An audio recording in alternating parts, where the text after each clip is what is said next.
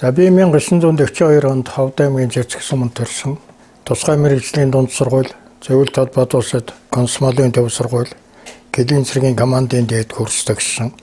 1965 онд цэрэг татагдж, Сэлэнгийн байцаа өнгөрүүлэхэд 2 жил алба хаасан.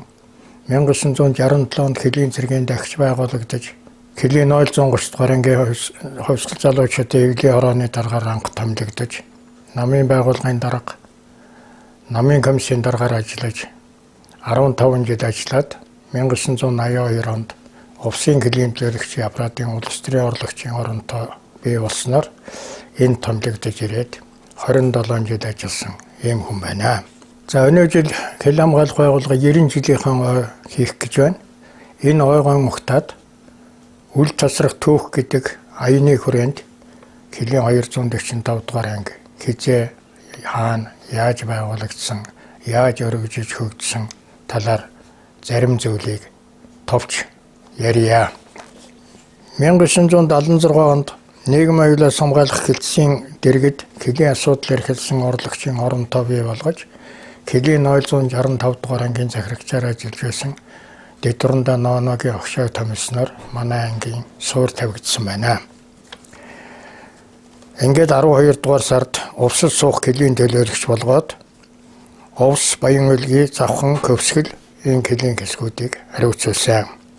За энэ үед Улаанхус, Цагааннуур, тэгээд Увсын хэсэгт байгаа Кэлийн постууд, тэгээд Көвсгөл, Завхны Кэлийн хэсгүүдийг хариуцж ингэж ажилласан. 1974 онд Боршогийн пост өөрөөр хэл ангиас 2 жилийн өмнө байгуулагдсан юм билээ. 1977 оноос бус постууд дараа нь заставууд цовж байгуулагдсан ийм учиртай. 1977 онд Көвсгөлийн 2 постыг манайх шилжүүлж авсан. Энэ цэцэрлэгийн пост, Эренчин Лумбийн пост гэж энэ 2 постыг аваад тэгээд нэгийн Цагаавулд, нэгийг Баянзүрх шилжүүлсэн. Эренчин Лумбийн постын дарга нь Хошууч Дорж Фуруу, Сонмын Дорж Фуруу гэдэг хүн байсан. Цагаавуулын постын дарга нь Ахмад Солтой Гомбожвын Даваа гэж хүн удирдах байлаа.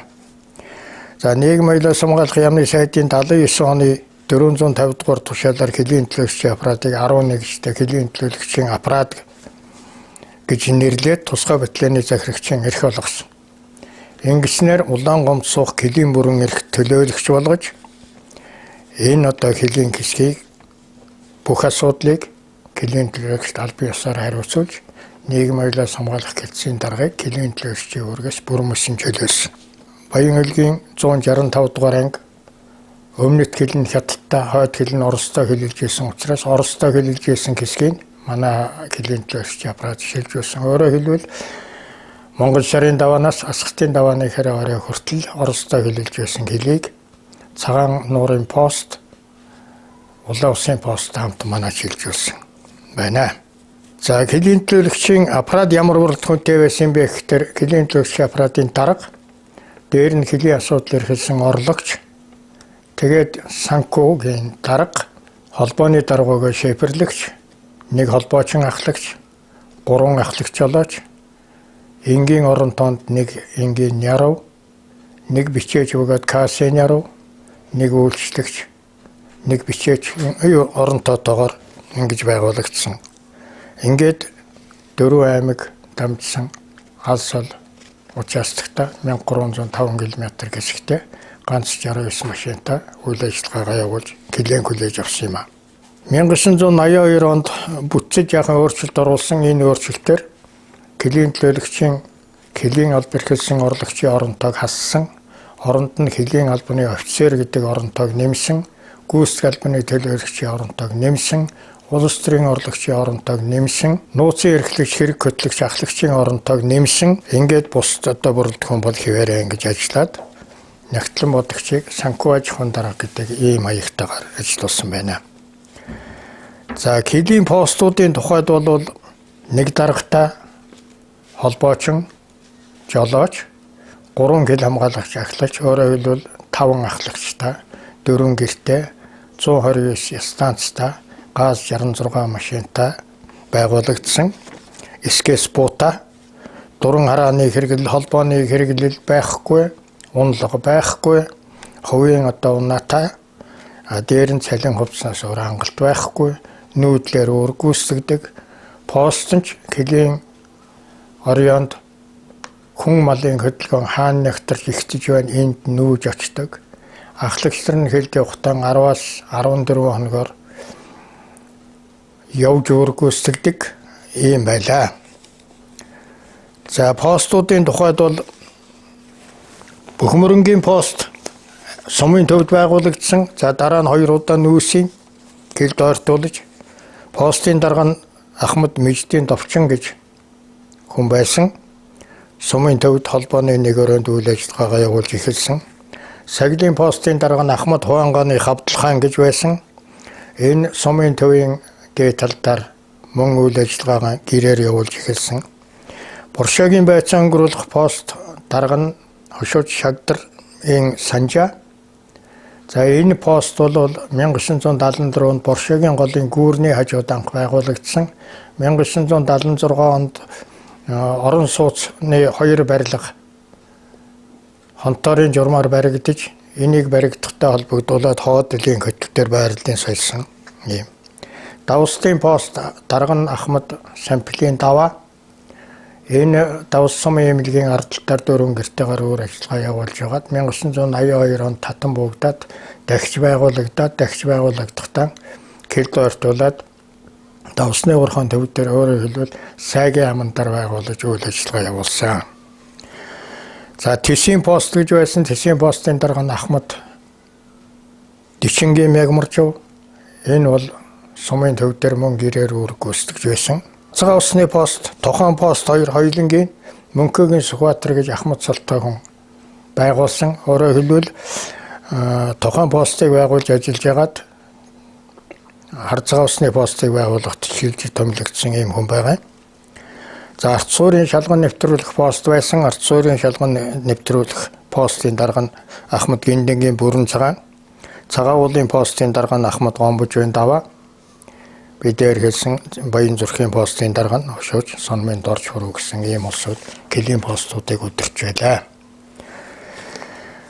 За ингээд хүч хэрэгслийг нягтруулах, кил хамгаалтыг бэхжүүлэхтэй холбогдуулж их олон чухал арга хэмжээ авсан. Энэ олон чухал арга хэмжээний дотор нэг нэршлийн асуудал яваад байдгийг. Тухайлбал энэ килийн цэргийн удирдах газрын даргын 1990 оны тушаалаар килийн цэргийн 245 дугаар анги гэж ингэж нэрлсэн. Улсын аюулгүй байдлыг хангах ерөнхий газрын дэд дарга бөгөөд килийн цэргийн даргын 90 оны тушаалаар килийн хороо гэж нэрлсэн. Батлан хамгаалахын сайдын 1998 оны тушаалаар килийн хороо гэж нэрлсэн.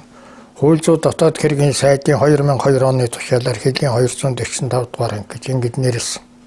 Энэ ямар учиртай болов гэхээр килийн цэрэг бол өөрөө нийгэм аюулаас хамгаалах яамд, нийгэм аюулаас хамгаалах яам татан буугдахдаа улсын аюулгүй байдлыг хангах ерөнхий газар, дараа нь батлан хамгаалах яамд, дараа нь хууль зүйн дотоод хэргийн яамд ингээд тус тус шилжиж байсан учраас энүүнтэй холбогдуулаад тухайн үед одоо нэршлүүд нь өөрчлөгдсөн ийм учиртай. За килийн пост ялгаагүй, килийн пост, тэгээ килийн дэглэм сахиулах пост, килийн шалган нэвтрүүлэх пост, килийн застав, тэгээ килийн салбар гэсэн ийм нэршлүүдээр явсан. Агуулгын хувьд бол адилхан ийм юм аа. За олон чухал арга хэмжээнүүд авсан юм аа. Тухайлах юм бол энэ бүтэц зохион байгуулалтын хувьд их өргөжүүлсэн, байрлалын сольсон, өргөжүүлсэн 10 постыг 15 застав болгож байгуулсан, 25 килийн харуулыг цоо шинээр байгуулж бэхжүүлсэн, килийн 4 ангийг өөрөөсөө тусгаарлаж биеийн даалгасан. 1983 онд Хөвсгөлийн килийн төлөөлөгч аппарат гэж байгуулсан. Энэ одоо килийн анги болсон 257 дугаар анги. За энэ килийн төлөөлөгч аппарат байгуулснаар Цагаан уулын, Баян зүрхийн пост, арц суурийн постуудыг хүч хэрэгсэлтэй шилжүүлж өгсөн. 1992 онд Завхны тусгай батальон гэдэг нэртэйгээр одоогийн 277 дугаар анги байгуулагдсан. Энэ байгуулагдсантай холбогдуулж Харцгаа усны постыг хүч хэрэгсэлтэй шилжүүлж өгсөн. 1998 онд Хошууч генерал Гүржвийг одоо ирэхэд баруун трууны килийн комендатурыг байгуулах саналыг тавьж газар орны туршуул хийж зүүн говь суманд байгуулах уу, баруун түрүүний Сангайчхан төв дээр байгуулах уу гэдэг асуудлыг сум орон нутгийн удирдлагатай яриад тэр үед хөгжлөөрөө, үйл ажиллагаагаар, аж ахуй тогтцолтоор, холбоо дохиогоор нисэх онгоц одоо буудаг талбайтай 7 хоногт 2 удаа 24 онгоц буудаг 10 жилийн сургуультай ийм материалыг баастай байсан учраас баруун түрүүн дээр байгуулахтар санал нэгдэд дэмжигдээд ингээд баруун түрүүний комендатурыг манай харьяа комендатур болгож байгуулад 4 цэстэ давхар хариу үзүүлсэн 2001 онд комендатурыг одоогийн 311-р анги болгож тусгаарлаад увс нуурын баруун хойд хөвөнөөс урагших энэ хэсгийг 4 постынхаа 4 цэстийнхаа хамтаар одоо хүлээлгэж өгсөн. Өөрөөр хэлбэл шар үзүүрийн пост, шар үзүүрийн застав, тэсийн застав, тохон застав, дөрөв нуурын застав, хар цагаан усны заставуудыг энэ 311-р ангид хүлээлгэж өгсөн юм аа. 99 онд Килийн операц гэж их том үйл ажиллагаа явагдсан 4 сарын хугацаатай Килийн цэргийн 8 анги, зэвсэг түвшний 2 анги энэ хүч хэрэгсэлд оролцсон. Кил хамгаалах ерөнхий газар, тагнуулын ерөнхий газар, цагдаагийн ерөнхий газар, гайлын ерөнхий газар, дээд шүүх, улсын ерөнхий прокурорын газар, түүний харьяа орон нутгийн байгууллагууд, кил хамгаалах туслах хүчин засаг захиргааны байгууллагууд, Оросын холбооны улсын кил хамгаалах байгууллагуудтай харилцаа ажиллагаатайгаар зохион байгуулсан. Энэ бол их том арга хэмжээ болсон юм аа.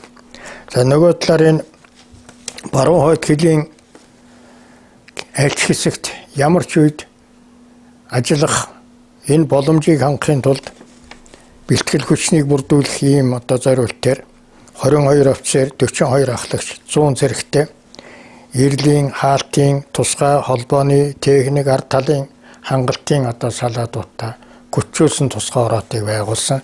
За хожим энийг килийн цэстэ болгож бууруулсан юм аа.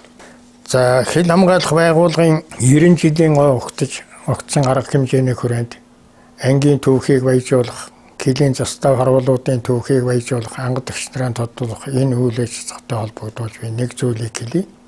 Энэ бол их зөв арга хэмжээ. Түүх бол үнэн байх ёстой, зөв байх ёстой. Түүхэнд үйл ажиллагаа явуулж ирсэн хүмүүсүүдийн нэр хаяг бол тодорхой байх ёстой. Би килийн ангийнхаа 30 жилийн гой зориулж Увсын хязгаар гэдэг ном бичсэн. 40 жилийн ойгоор хурандаа цагааны гам бол дэмэгдсэн. 40 жилийн ой ном бичсэн. За энэ хоёр номонд бол агууштай сайн ч юм би алдаатай засмар дутагдaltaж би дутуу үлдсэн зүйлч би одоо тухайлбал сүүлийн энэ түүхийг оруулаад ингээд 50 жилийн ном гарах нь гарцаагүй. Ингээд уулсан энэ ташрамд Килийнхэн ангийн одоогийн албааж байгаа бүрэлдэхүүнтэй албааж байсан Ахмад Хэлжтэй тэдний өрөө хөөхд гэр бүлийнхэнд нь Килийн ангийг, Килийн цэргийг дэмжиж тусалж байдаг орон нутгийн засаг захиргааны удирдлагуудад, орон нутгийн иргэдэд, туслах хүчний гишүүдэд бүгдэнд нь эрүүл газ жаргал сайн сайхан бүхнийг хүсээрээ. Баярлалаа.